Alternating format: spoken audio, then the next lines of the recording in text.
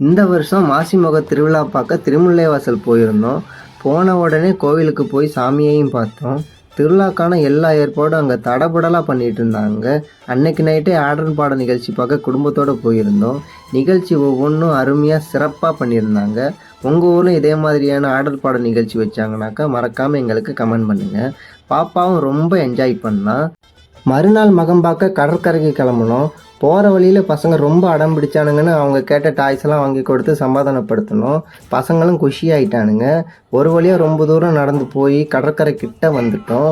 அங்கே வெளியூர்லேருந்து மக்கள் கூட்டமாக மகம் பார்க்க அன்னைக்கு வந்திருந்தாங்க. வெளியூர்லேருந்து வண்டியில் கொண்டுட்டு வந்த சாமியெல்லாம் கடற்கரை ஓரமாக அழகாக நிற்க வச்சுருந்தாங்க. நாங்களும் மணலில் உட்காந்து அதை பார்த்துக்கிட்டு இருந்தோம். பக்கத்தில் கரும்பு நட்டி பூஜைக்கு உண்டான ஏற்பாடு முடிஞ்ச பிறகு கடலில் தீச்சட்டி விட்டாங்க. அந்த தீச்சட்டி முடிஞ்ச பிறகு நாங்கள் வீட்டுக்கு கிளம்பிட்டோம். உங்களுக்கு மகம் எப்படி போச்சுன்னு கமெண்ட் பாக்ஸில் கமெண்ட் பண்ணுங்கள்.